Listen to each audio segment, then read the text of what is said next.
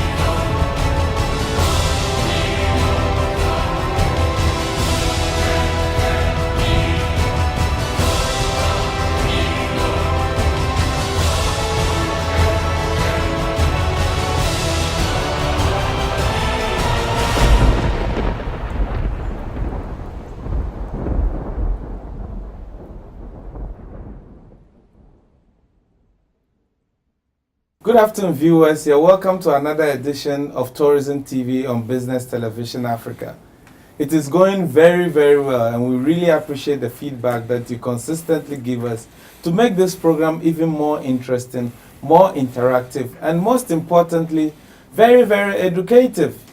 I can say with much comfort and anticipation that tourism is the way to go, not just for Ghana, but for the entire African continent. Today we have a very, very important component of tourism that is being embodied in a very, very important person. And I can tell you for a fact that it is very, very revealing. And when we finish this conversation, you would have added more to your tourism reservoir. I am very confident also that this person and this gentleman that we are bringing on for the show today has it all. And we are talking about a minimum of 20 years experience in the hospitality industry. That is no mean feat. Please stay on, don't change your channel. This is Tourism TV and I'm your host Ralph Aite. Looking for a venue for your wedding reception, conferences and retreats, outside catering, recreation? Look no further than Coconut Grove Beach Resort Hotel, located in Elmina. Coconut Grove Hotels, memories worth repeating.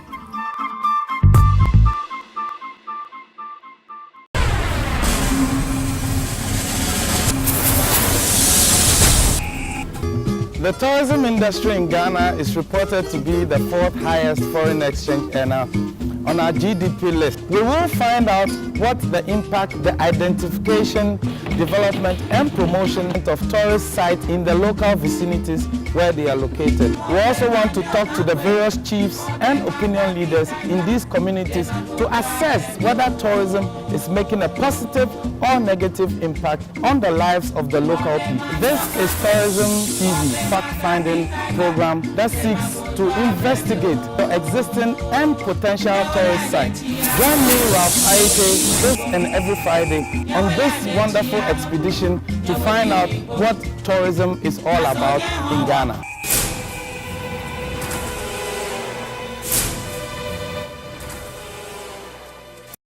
You're welcome back, viewers. This is Ralph Aite hosting Tourism TV on Business Television Africa.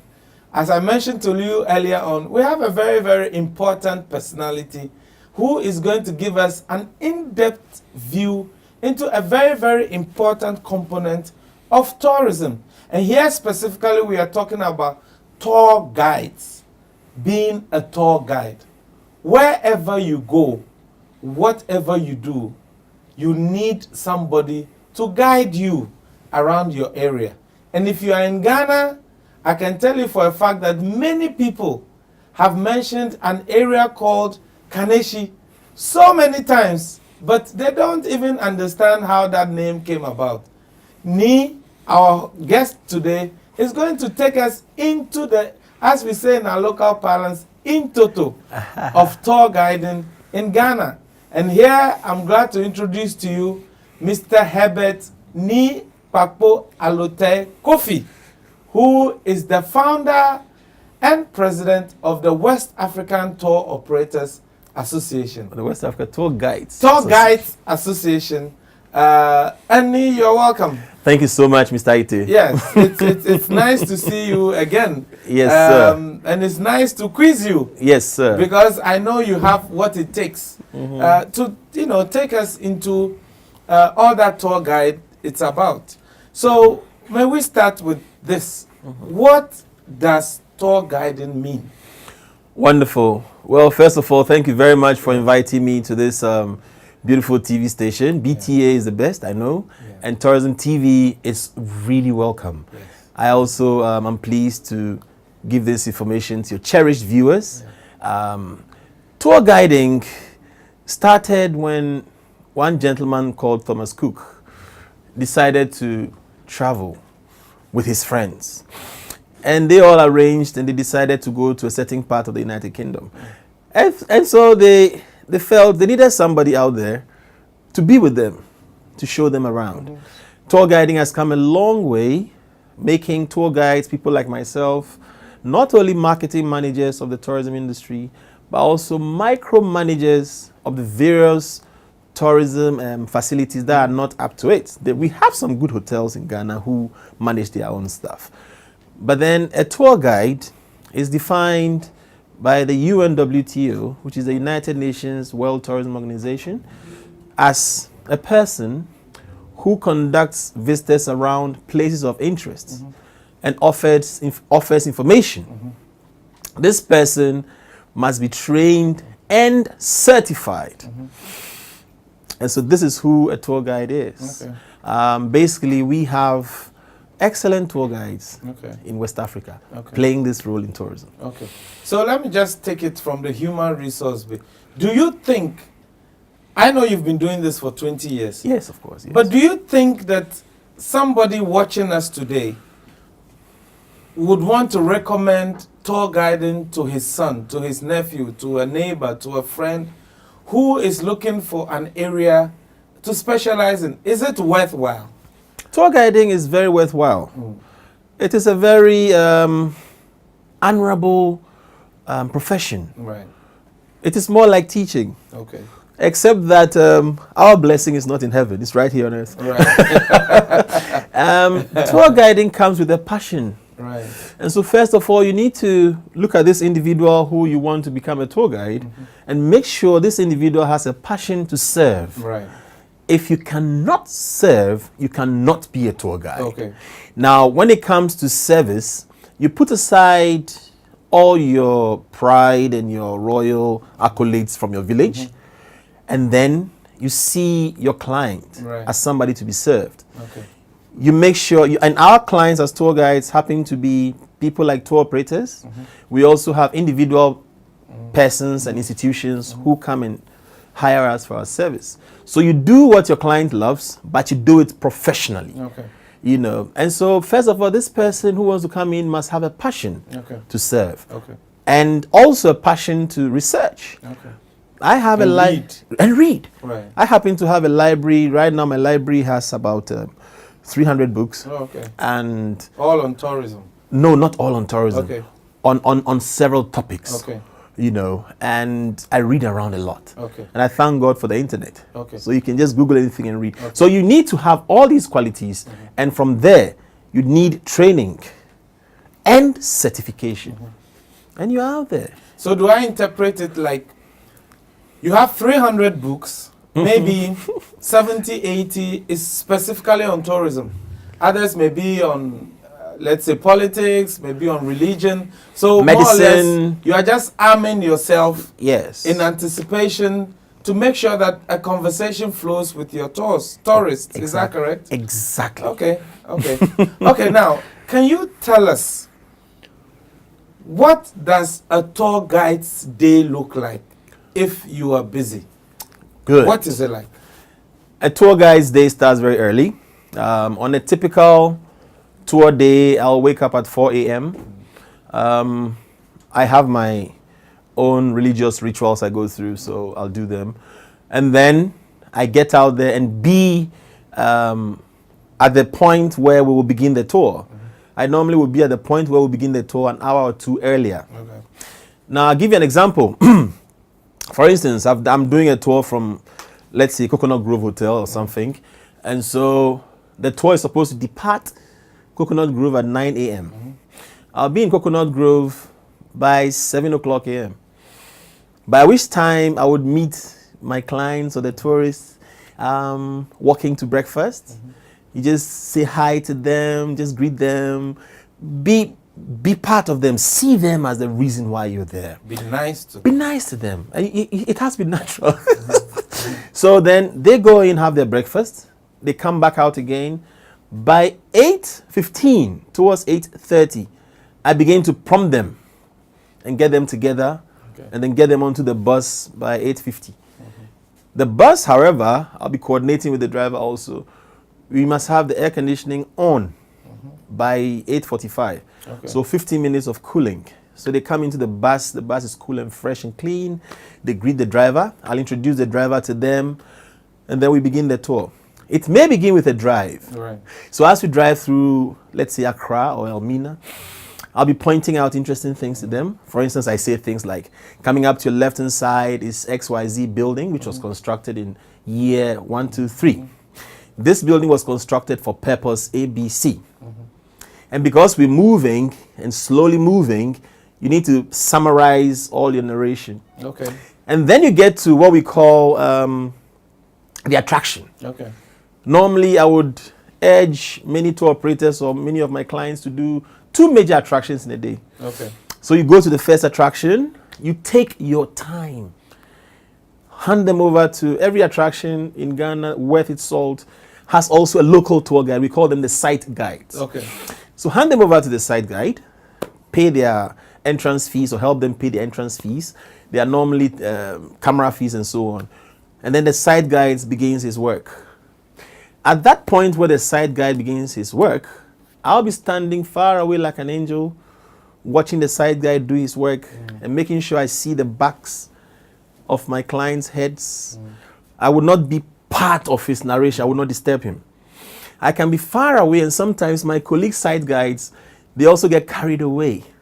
And so I could be far away giving him signals, asking him to shorten his narration or helping him to, and he would nod and in agreement, and we're working. Okay. From there, we're looking for lunch. Go to a place, normally have a buffet lunch or something so everybody's comfortable. And then after lunch, you do your second major attraction. The drive-thrus come with the narrations. So you drive through wonderful places in Ghana. You can drive through, show them what they are seeing. Now, in the absence of a tour guide, you'll drive through a lovely place. You can't appreciate it. Okay. You see the buildings, but it means nothing. But when there's a tour guide in the bus, and he can tell you, for instance, that this building was colonial, and they didn't build them on stilts because the place is waterlogged. But they build them on stilts and give them high roofs to cool the rooms of the building. Okay. And tell them the year the buildings were constructed as you drive through the city. So then by evening, I'll bring them back to their hotel, to their base. Okay. Most likely they would have their dinner in the hotel. And so then I'll wave them goodbye and the next day and the next day. So I do 8-day tours, 15-day tours, traveling all along, going all around, doing similar routines per day. Okay. So this is my day. This is interesting. I almost got carried away. Yeah. But we have to come back. Yes. Now, tell me, as a tour guide and looking at how much we are trumpeting tourism in Ghana, how do you see it? Do you think we're on the right track? Do you think that Ghana as a destination is meeting the needs and wants of tourists that come in? And here I'm being specific about foreign tourists. We'll move on to domestic tourists. But with foreign tourists, are we taking care of our foreign tourists? And what is the feedback generally? Good. In many ways, we're doing well as a tourism destination, but there is room for improvement. Okay. Very often, with most of our political appointments, we would have individuals who are well versed in political things Right. appointed by the president of the country. They may not necessarily be people with tourism expertise, Yeah, unfortunately, and orientation. orientation, unfortunately. However, once they are appointed, they have in the ministry the directors who are tourism experts. And so they guide and direct. And in Ghana, we also have the Ghana Tourist Authority, which is full of tourism experts. And so they will guide and direct. But, Ralph, the challenge comes with policy. Right. The moment Parliament or Cabinet comes out with a policy which doesn't necessarily favor tourism, then we start getting challenges. I'll give you a certain example. Yeah, please. For instance, we're charging in our state-owned attractions, we're charging fees for Ghanaians and non-Ghanaians. Right. I am more interested in West Africa as a sub-region. Okay. And so we do not have a price tag for West Africans, for ECOWAS citizens. Now, come on. You go to the Cape Coast Castle. The Cape Coast Castle has had people from Burkina Faso, people from the northern parts of present-day La Côte d'Ivoire and Togo and so on, all being our ancestors, being enslaved and driven to that point as a point of transit and leaving. Now, when people come from next door Burkina Faso, they are considered non-Ghanaians. And they're asked to pay the same rate a certain European or a certain Asian or American would pay. Little things, little policies like that would have to be straightened out. And I'm happy to be on BTA because I know you're a very serious TV station, so people watch you and watch this program, and government will get to pinpoint some of these things. I would suggest that we have a rate for ECOWAS, Ghanaians and ECOWAS. Okay. So we can encourage those we are deeming as foreigners from our neighboring countries to come in. Right. You know, because already Nigeria is bringing a lot of student groups to Ghana, which is making a big impact. And we're very happy about those groups. Now, when you come to groups that come from outside West Africa, they are very happy. They are very comfortable with certain things that we have put in place as Ghanaians. They are comfortable with their relatively low crime rate. You don't have too many people complaining that, in fact, you don't have much complaint about robberies and so on. We do our tours, mostly we recommend from WATGA or West Africa Tour Guides Association that we should have our tours done in daylight. Broad daylight. Broad daylight. And we use top hotels. We recommend top hotels. And so when you do your tours with hotels like, let's say, Coconut Grove, Novotel, Golden Tulip, whatever, you realize that the hotel itself has put in checks and balances for security. So then you are safe. And so these people always say Ghana is a safe destination.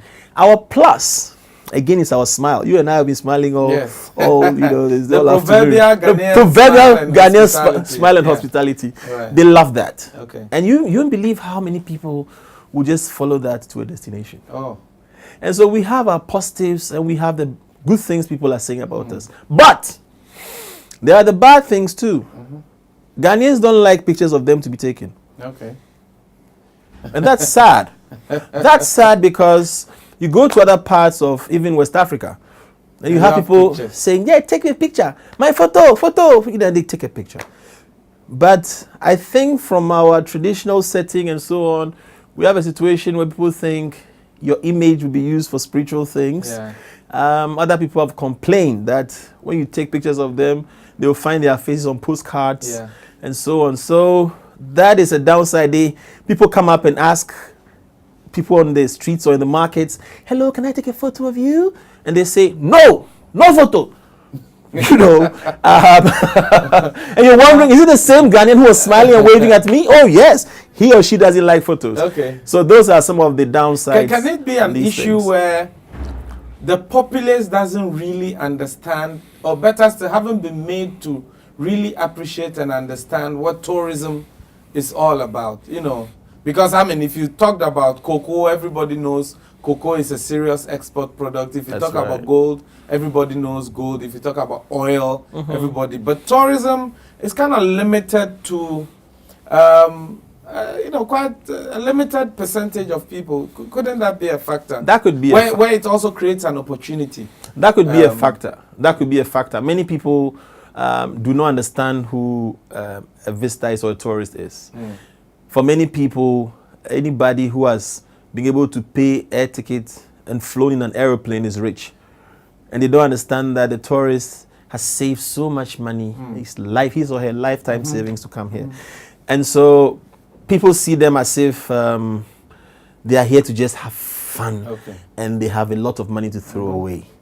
But you're right. If we should also have a policy where we educate ourselves, that's the ordinary Ghanaian on the street, that each of them should be a potential tour guide. Every taxi driver, every trotro driver and mate must understand what tourism is about. And so as soon as people sit on their trotro, they begin to treat them as tourists. Local Ghanaians, foreigners, anybody who sits on your trotro or taxi, you need to start treating them as tourists. You could even say to them, Madam, do you know this building was built by blah, blah, blah as a taxi driver? And start selling, the things, attractions. Yeah. And you need to know, the taxi driver needs to know all the hotels and all the restaurants. Now I can take you to this restaurant if you want to eat Indian food. They should know the cuisine and where the restaurants are located. And that is the start. So you're right. I mean, I think we're looking more at the business side and the economic side. We're probably looking a little too up.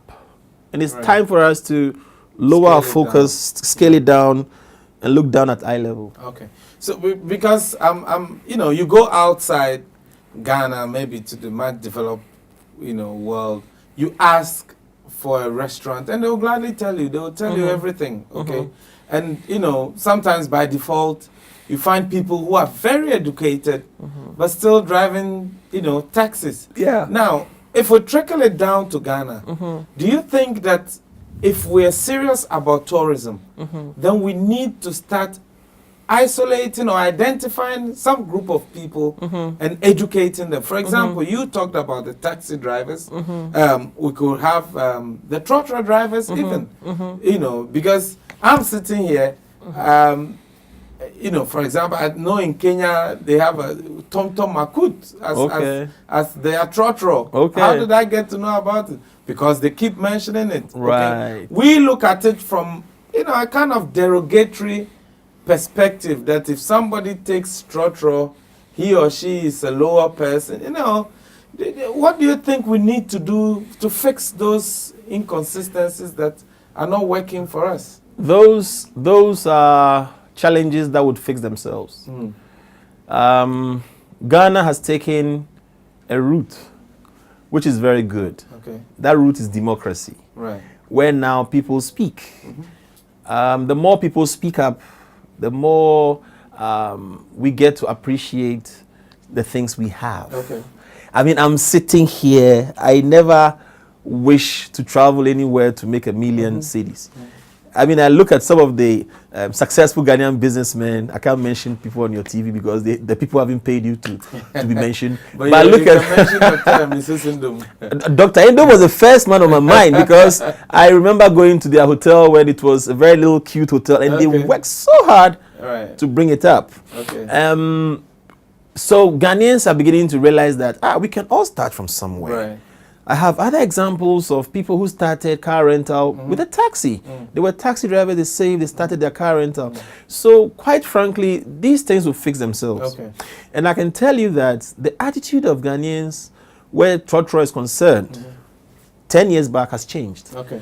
I mean, I'll hop on a trotro any day because now the trotros themselves are becoming competitive. Okay. I mean, I've seen people fixing televisions in their trotro, Yes, you're competing amongst each other, getting better. They're not loading us as uncomfortably as they used to anymore. So all of us are sitting on the trotro. The last group I handled, they happened to be from Texas. Okay. On their free day, they said they were going to wherever they were going, and we'll pick a trotro. And I said, it's trotro. Trotro. Yes. Okay.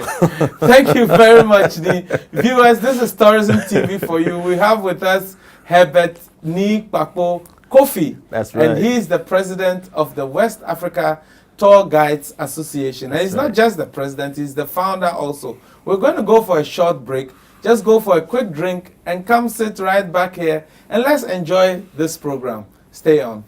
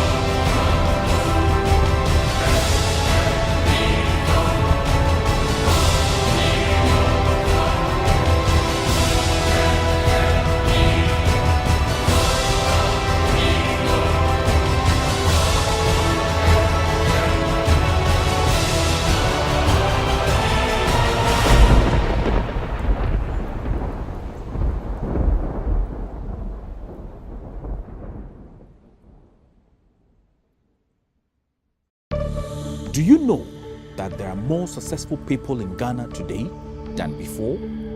Well, that is the truth. And the secret is in prudent financial planning with the right financial manager.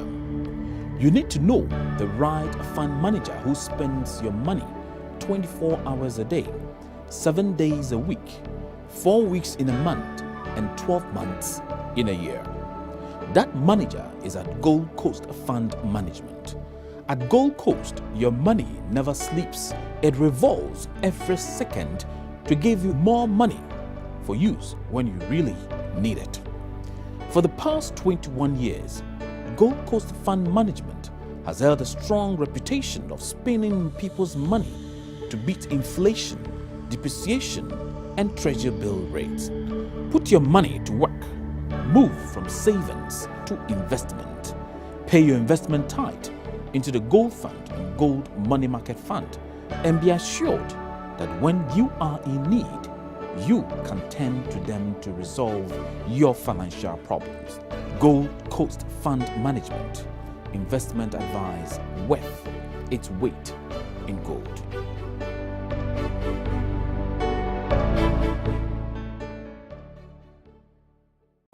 Hello viewers, you're welcome back to Tourism TV. This is your host Ralph Ayete, and I'm here with Mr. Herbert Nii Kpakpo Kofi, who is the president and founder of the West African Tourism Federation. Nii, now, most at times we are tempted to think that tour guides are just meant for the foreign traveler coming into Ghana. Is this a right perception or is it wrong? Straight away, I'll give you a short answer. It's a wrong perception. Okay. Tour guides, like we said earlier, are trained, certified to direct people around. People could be foreign and local. Okay. And in fact, a tour guide may make a little more money if he was directing locals. Yeah.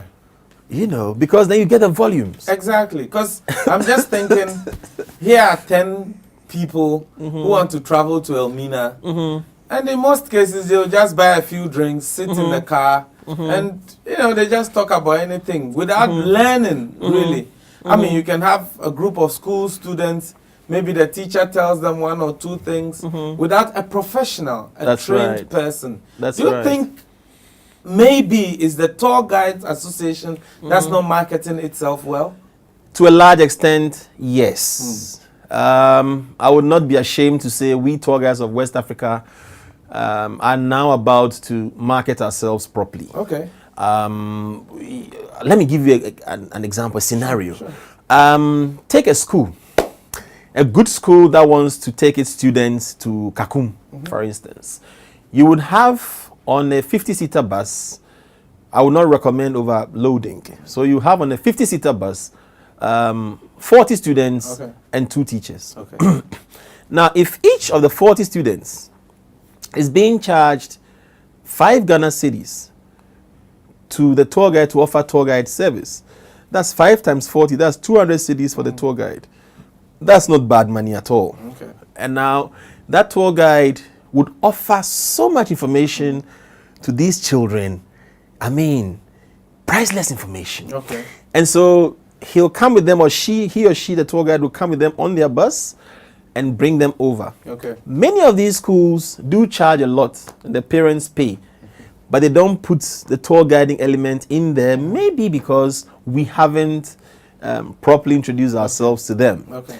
But if that begins to happen, then we're looking at domestic tourism. Yeah. Then we're saying domestic tourism is good. Yeah, exactly. You know. Because yes, we had a launch of domestic tourism. Yeah. I think 2-3 months ago. That's right. And I'm asking myself, so what are we doing?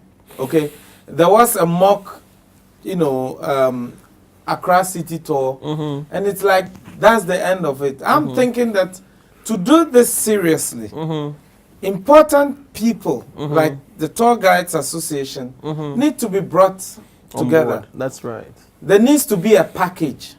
If you guys don't have the capacity to market yourself, I think the Ministry or the Tourism Authority can take it up, okay, and say, okay, here you are.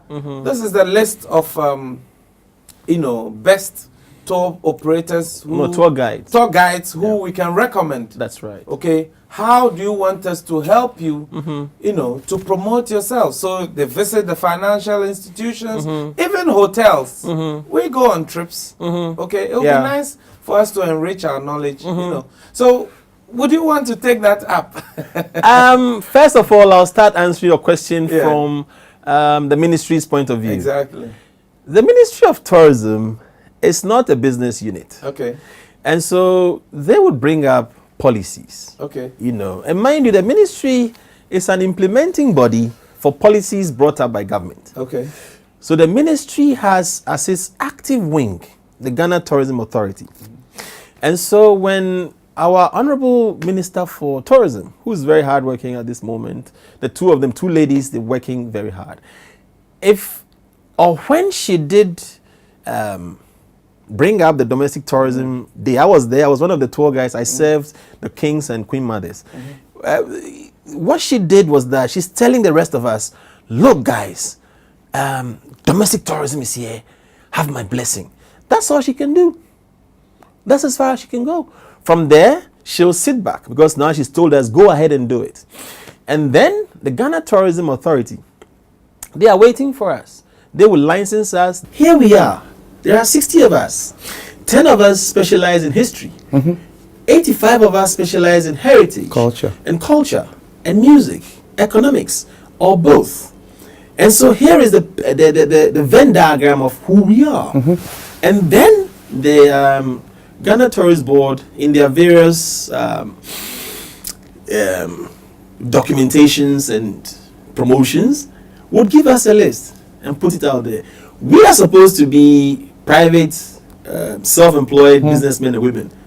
They are supposed to put the policies together. Now they put the policy together. How do we handle ourselves? So what we are doing now is that we're marketing ourselves to everybody.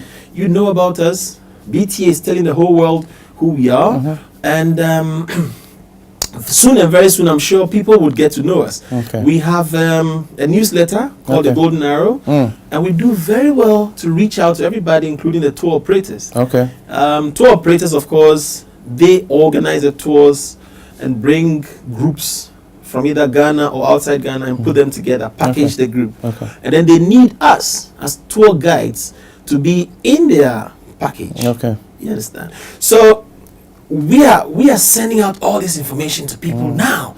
It's the first time West Africa is doing that as a unit. Okay. And so then basically we're having a system where we're putting ourselves out. Okay. And for the first time telling the whole world we are here to serve you. Okay. Both foreign tour groups and domestic tourism. So Because I was just thinking that, for example, you know, just thinking whilst you're talking that if you went to say VIP, and you know, you made a proposal that, well, the first bus is a premium bus. People have to pay 5 cedis extra just to take care of your service. They advertise that, well, if you join the bus at so time, you get the opportunity to be with a tour guide who will tell you interesting stories right from Accra to Takoradi. Wouldn't people want to pay more? Because you have, you know, religious bodies on the buses selling their service. You have people selling their local medicines. You know, can't we just, you know, make an approach? I'm just thinking that, you know, I'm hoping for this new idea you will not charge us. no, because with that, then, you know, the awareness is being generated. Because really, apart from the television, sometimes, you know, you take a trip from Accra to Kumasi, almost 6 hours. You can't do much. You know, you think it's something we can explore. You know, just being creative about it. You know, people travel from here to Aplau, all the way to even Lome, Lome, Beni. You know, do you think, you know, we can do something like that? Yes. And that's why I'm thanking you, because you're giving us a free idea. We can easily do that with transport companies. Because I'm thinking Introduce that ourselves to them. there's a lot of talk about unemployment, okay? And really, this doesn't need, you know, rocket statistics to come about. You know, even if VIP was saying, okay, for all our buses, we are going to have tour guides. I mean, VIP, I'm sure, has in excess of 50, 60 buses. That's and right. then staff who run shifts, they go to Kumasi, come back. You know, I'm just thinking. Yes. You know, The only snag there is that we don't have enough tour guides to service. where we can create that employment avenue. Yeah, when we do and create that employment avenue, the beauty about tour guiding is that when we do create that, there are people who are in other professions, Right. who can also do tour guiding on the side. Okay. Especially teachers, lecturers in the university. We have now amongst us some lecturers, some teachers, teaching assistants from the universities. And what they do is that when they're on break, they can hop on a VIP bus Okay. and make a little buck for themselves. Yeah. But we don't have enough tour guides, because there comes a time a tour operator may have a cruise ship to service. And very often when we get cruise ships to service, we never get enough good tour guides. To help. Never. And then we realize we're lacking. The big question is that who will train, and how can you monitor training so you don't train too many people so they become unemployed again? Okay. So we're balancing all those. And in the West Africa Tour Guides Association, we have plans to train. I mean, we're entitled to train. So we have plans to train tour guides, bring up people from the universities, people who just finished their first degrees and so on, train them to take up the mantle. Because seriously, it sounds as if we have too many tour guides, But we don't. but we don't have enough tour guides. So is it an issue that we don't have consistency in terms of, you know, arrivals, or better still, demand? The demand is not consistent for people to train and be committed to tour guiding. Because you mentioned that if, for example, a cruise ship comes, let's assume 2 cruise ships come. Anytime One in 2 cruise Takoradi, ships, one in, say, Cape Coast, what you call it, Takoradi And and Tema. Tema, and then you have the regular inland tour. So, this has been one of our fears. That any time 2 cruise ships would berth in any West African country, there will be a challenge for quality tour guide. You get people are to you go talking on about Ghana or West Africa? I'm talking about any of the West African countries. Okay. Benin included, Togo included, Ghana included. Okay, let me bring it to Ghana. Yeah. Because I think most of your audience are here in Ghana. So, as No, soon everywhere. everybody, oh yes, because you're on the internet tour Yes. thing. So let me talk for West Africa because I'm representing West African tour guides.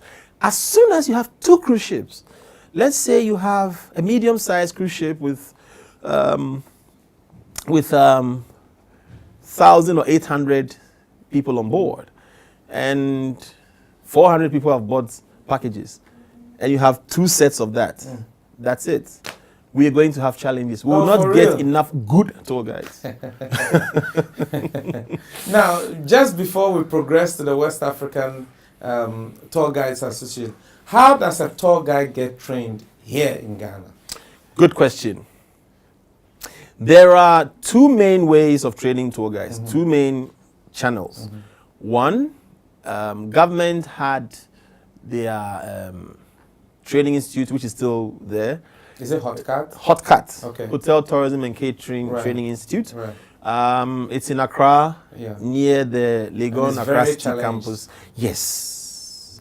It's there. You can go in and then pick a form and train as a tour guide. Okay. Then you have what I think is the future for tour guiding. Okay. You have associations like ourselves who are ready because we do have human resource to train tour guides. Okay. You see, we know the needs of the industry. Just like the IATA, International Air Travel Association, they decided to do their own in-house training. Okay. You can tell IATA staff who are working in the airlines and so on, they have exactly what they need for the industry. And so we are now cutting exactly, and we are meeting extensively on that. I'll be in Benin this weekend, and we're going to have, it's one of the topics in our meeting when I get there this weekend, to standardize the practice and have a training which should bring up different categories of tour guides. Because also in tour guiding, we're not all just flat tour guides. Right. We are like a bouquet, but they always put us together and call us flowers. Okay. They always call us tour guides. Interesting. But you have, for instance, right now we have the terminology known as destination managers. Okay. A destination manager is a tour guide, all right, as per the definition I gave you earlier. But in addition to that, the destination manager takes your impressed and your group from you with your driver and your bus, and he comes back to you after the tour Oh, really? and then gives you a report, and you don't even have to bother them because they are experts. Okay. And so what happens there is that the tour operator can now venture out and pull in 7, 8, 9, 10 tours, Okay. and then just assign them to destination managers on Okay. contract. And all the They tours can will be take done over. the same week, Okay.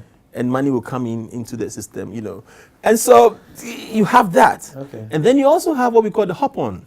A hop-on tour guide is a tour guide. Let's say I'm a destination manager. So I get to a particular city and I want to do a particular specialized tour. Let's say I get to Tema and I need somebody to come on the bus and do Tema, drive into the harbor, Okay. drive out, drive into the industrial area and do 2 hours on the bus. He's a hop-on. So the hop-on tour guide comes on, picks up the microphone and shows you everything you have to do 2 hours or 1 day, and is hopped off. Thank you very, very much. We're going to take another break again, viewers. We really appreciate the insights we are gaining here. Do not change your channel. This is the place to be on Tourism TV with Ralph Aite on Business Television Africa. We'll be right back.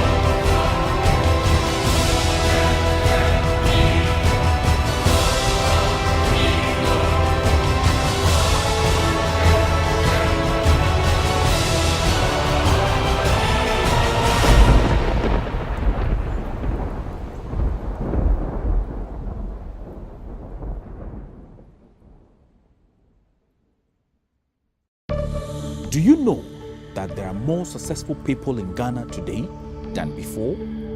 Well, that is the truth.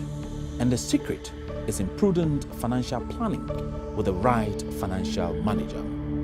You need to know the right fund manager who spends your money 24 hours a day, 7 days a week, 4 weeks in a month, and 12 months in a year. That manager is at Gold Coast Fund Management.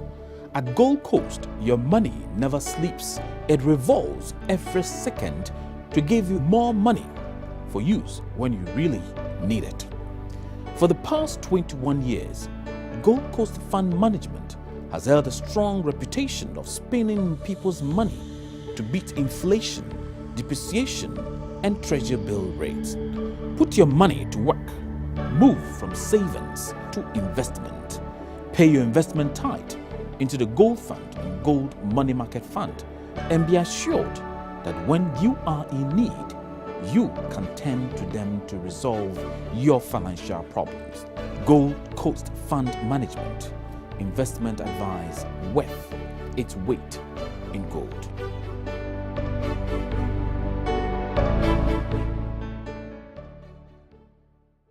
You're welcome back, viewers, to our very last segment on this edition of Business Television Africa, specifically Tourism TV. And we are here with Mr. Herbert Ni Kpakpo Kofi. And he is the president of the West Africa Tour Guides Association, and he's also the founder. Now, we're going to probe further into what really the West Africa Tour Guides Association does. Ni, what does this group stand for? But before then, what motivated you to found this group? Yes. I found myself going into tourism by mistake in 1987. I was doing my 6th form national service back then. I met great guys like Mr. Passa, who I respect. I call him my father, actually. Along the line, I became a professional tour guide in 1994. Whoa. I've worked for companies like Upstar Tours, Starline Travel and Tours, Land Tours. I've worked with companies like Expert Travel. I've worked with Black Beauty Tours. All the good tour companies. I became I chose to become a freelance tour guide back then. So I had the freedom and the free hands to work with all these people. Of course, with Starline and Land Tours, I did offer my service to them on full-time basis at a point. And of course, I do their tours still. These are all wonderful tour companies. But along the line, I realized that you can't have independent nations in West Africa. You know why? Because West Africa is not a place of nations. West Africa is a place of kingdoms. The Mali Kingdom. Oh yes. If you see West Africa as a place of nations, doing business here will be very difficult for you. And when it comes to tourism, we're always talking about these kingdoms and how they were split in 1884, 85. Now I'm doing a little bit of tour guide here. This was during the partitioning of Africa, when Europeans sat in Europe in a place called Berlin and divided Africa like a cake. By doing that, they cut through some of the kingdoms. Look at the Dahomey Kingdom. Mighty kingdom. They cut it, and in the process, 1, 2, 3.5 countries are sharing the Dahomey Kingdom now. You have part of it becoming Volta region of Ghana, Togo, Benin, and portions of Nigeria. And then you look at what the Asante Empire became. It spread out into present-day La Côte d'Ivoire. But when they partitioned, parts of it went in there and parts of it came to Ghana. So I sat down thinking, no, this is not about nations. And so I started contacting some of my colleagues in the other countries who we've worked with as tour guides also. I contacted people like Paula Kakpo, Kiki, name them, in other West African countries. And then I met Mohamedine, he's from Mali. And we kept corresponding. And we all said, no, this must happen. And so last year, the 20th of June, I succeeded in getting certification Okay. for West Africa Tour Guides Association. I used all my savings. And then I started corresponding with these people on phone and traveling around to their various countries and talking with them. Then some of them got other tour guides in other West African countries, To come on board. like Sierra Leone. I mean, Sierra Leone has over 60 tour guides trained and certified by the government. Oh. And they are really coming up. It's unfortunate they have Ebola this month. Right. But so the Sierra Leonean president, that's of Sierra Leone Tour Guides Association, flew over To Ghana. to Ghana, to me. You know, and that was the point where I realized there is no turning back. It's serious. So he came over, we sat down, and he was blown away. And when he got back, he told their tourism board, their equivalent of our tourism authority, and they also have been contacting us and so on ever since. Okay, Sonny, I think our time is fast spent. We need to continue this conversation. I'll say this is just the beginning of That's so right. many conversations. Now, how do you see Ghana tourism? Where are we going? Do you think we have a decent future that we can work towards, in your closing words? Yes, I think we should work on the policy and adopt it. Okay. I think we should, I mean, we already have the men and the facilities. Ghana has so many good hotels and so many expertise when it comes to tourism professionals. We sport for choice, but we need a policy to guide us. Okay. And in building that policy, we need to have all the expertise come on board. They should speak to us. Okay. You know, so we can all put our inputs, get our inputs in there, and then take off from there. Okay. Viewers, I have been having this interesting chat with Mr. Herbert Ni Kpakpo Alote Kofi. He is the president of the Tour Guides Association of West Africa, and he's also the founder. We have had an in-depth look into what tour guiding is really about, and from his explanation, it is an area worth considering working for a lifetime, because you get to meet the most diverse, the most interesting, the most unique people you can imagine on the face of this earth. And viewers, tour guiding is not just limited to guiding foreigners that come into your country. No, there is a huge market out there of travelers going up front country and even within West Africa who need to be educated on our history and then the various attractions that we have.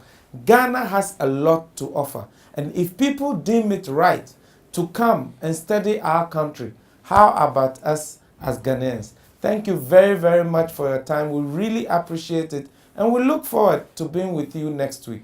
This is your host, Ralph Aite. And Ni, thank you very much. It's my We pleasure. didn't get to talk about your trip to Benin. That's but I'm right. sure we'll do that next time. I'll bring you feedback. And then you give us feedback. Yes, we wish sir. you all the best. Thank you. Thank you very much. Thank you. Thank you, viewers, and have a good afternoon.